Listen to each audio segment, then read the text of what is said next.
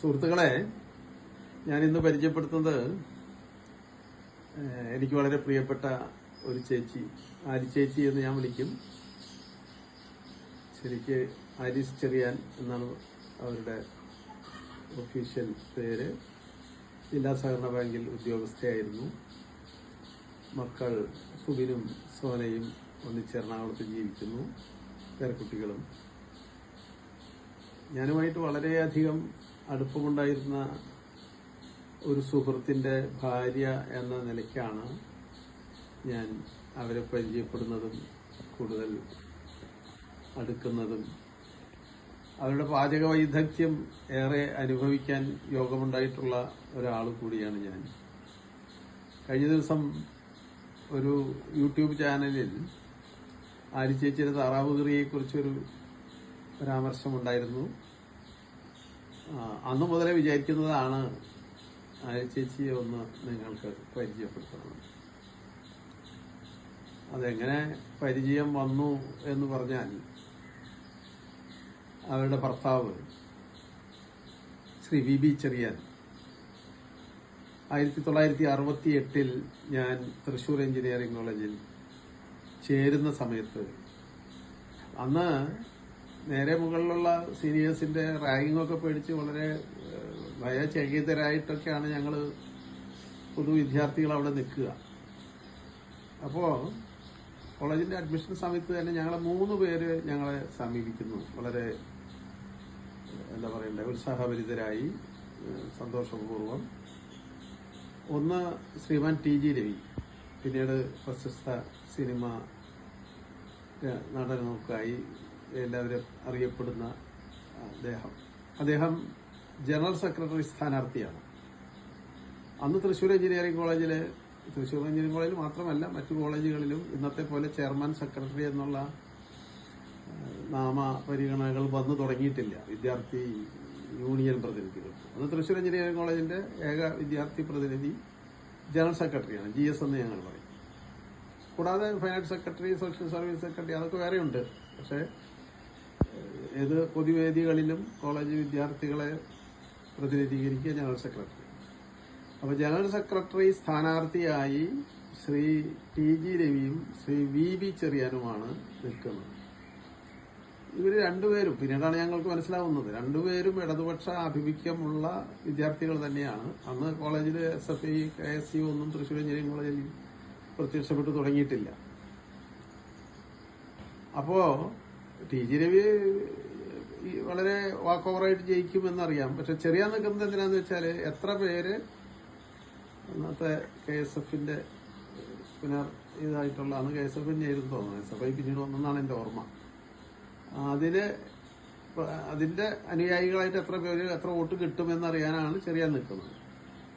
മൂന്നാമത്തെ ആൾ എറിക് മോഹൻ ലോബോ, ഒരു എന്താ പറയാ, ഒരു ഫോറിൻ ലുക്കൊക്കെ ഉള്ള, ഇച്ചിരി പൂച്ചക്കണ്ണൊക്കെ ഉള്ള, വളരെ സ്മാർട്ടായിട്ട് ഒരു ഇംഗ്ലീഷ് ആക്സന്റിലൊക്കെ സംസാരിക്കുന്ന ഒരു മനുഷ്യൻ.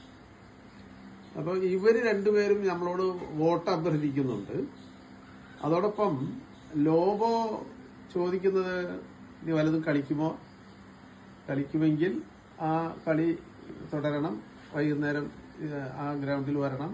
കളിക്കാത്ത ആൾക്കാരാണെങ്കിൽ, അപ്പം കുറച്ചൊക്കെ പുള്ളി ആളുടെ ഫിസിക്കൊക്കെ നോക്കിയിട്ടാണ്, വൈകുന്നേരം ഹോക്കി ഗ്രൗണ്ടിൽ വരാൻ പറയും.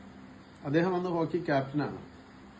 പിന്നീട് അറിഞ്ഞു അദ്ദേഹത്തിന് 4ാം വർഷം, അന്ന് 5 വർഷത്തെ കോഴ്സാണ്, 5 വർഷം, ഇവരൊക്കെ 5 വർഷത്തിന്റെ ഫൈനൽ ഇയർ വിദ്യാർത്ഥികളാണ്.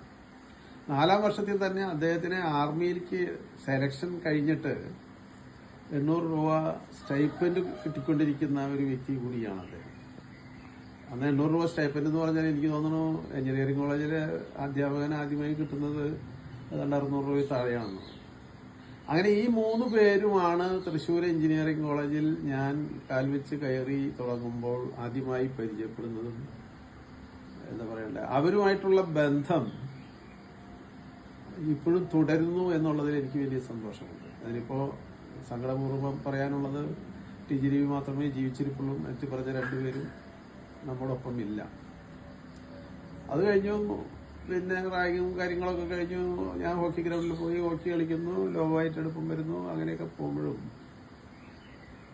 ശ്രീ വി ബി ചെറിയാനുമായിട്ടുള്ള ബന്ധം വളരെ ദൃഢതരമായി അദ്ദേഹത്തിന്റെ മരണം വരെ തുടർന്നു എന്നുള്ളതാണ്. അദ്ദേഹം ശരിക്ക് ഒരു ജ്യേഷ്ഠ സഹോദരനെ പോലെയായിരുന്നു. അപ്പോ പലരും പറയും അദ്ദേഹം പുതിയ ആൾക്കാരെ ഫസ്റ്റ് ഇയറുകാരെയും അല്ലെങ്കിൽ താഴെയുള്ളവരൊക്കെ കൊണ്ടു നടന്ന് SFIയിൽ ചേർക്കാനാണ്. അവര് ഒരു കാര്യം ഉറപ്പാണ്, അദ്ദേഹത്തിന്റെ അടുത്ത് ഒരു മണിക്കൂർ സംസാരിക്കാമെങ്കിൽ അദ്ദേഹത്തിന്റെ എന്താ പറയാ രാഷ്ട്രീയ സംഘടനയോടുള്ള ആഭിമുഖ്യത്തിലേക്ക് അദ്ദേഹം കൊണ്ടുപോകും. അതാണ് അദ്ദേഹത്തിന്റെ ഒരു വാക്ചാതുരിയും കഴിവും. പക്ഷെ എന്തുകൊണ്ടോ എന്നോട് അദ്ദേഹം അഭ്യർത്ഥിച്ചിട്ടില്ല. അഭ്യർത്ഥിച്ചാലും ഒരുപക്ഷെ ഞാൻ അതിൽ ചേരുമായിരുന്നില്ല. ഇതൊക്കെയാണെങ്കിലും ഞങ്ങൾ തമ്മിലുള്ള ഒരു എന്താ പറയണ്ടേ ഒരു സഹോദര നിർവിശേഷമായ ബന്ധമാണ് തുടർന്നുകൊണ്ടിരുന്നത്. എനിക്ക് എൻ്റെ ഒരു ജ്യേഷ്ഠ സഹോദരനെ പോലെയായിരുന്നു മരണം വരെ. പിന്നീട് കോളേജിലത്തെ ഇത് കഴിഞ്ഞു കോളേജിലുള്ള ആക്ടിവിറ്റീസ് പറഞ്ഞു കഴിഞ്ഞാൽ നമുക്ക് അത്ഭുതമായി തോന്നുന്ന ഒരു കാര്യം, അദ്ദേഹം കൈവച്ച മേഖലകളിലൊക്കെ പ്രത്യേകിച്ച് കളി ഇടങ്ങളിൽ ടേബിൾ ടെന്നീസ്, ചെസ്, കാരംസ്, ഇതിലൊക്കെ അദ്ദേഹം കോമ്പറ്റീഷനിലൊന്നും പങ്കെടുക്കുന്നില്ലെങ്കിലും ഹോസ്റ്റലിൽ വെച്ച് ചാമ്പ്യന്മാരായൊക്കെ ഇദ്ദേഹം തോൽവി. ഒരു കാര്യം ഞാൻ ഇപ്പോഴും വ്യക്തമായി ഓർക്കുന്നത്, അദ്ദേഹവും KK ബാബുരാജ് എന്ന അദ്ദേഹവും ഇന്നില്ല, മെക്കാനിക്കൽ വിദ്യാർത്ഥി, ചാവക്കാട് രവീന്ദ്ര ബസ് സർവീസിന്റെ ഉടമസ്ഥനൊക്കെ ആയിരുന്ന ഇവര് രണ്ടുപേരും ചേർന്ന് അന്നത്തെ യൂണിവേഴ്സിറ്റി വിന്നേഴ്സായിരുന്ന കേരള സംസ്ഥാനത്തെ പ്രതിനിധീകരിച്ച ശങ്കറിനെയും രാജ്കുമാറിനെയും ഞങ്ങളുടെ ഇന്റർ ക്ലാസ് കോമ്പറ്റീഷനിൽ തോൽപ്പിച്ചു എന്നുള്ളതാണ്. ഒരു ഫൈറ്റിംഗ് സ്പിരിറ്റ്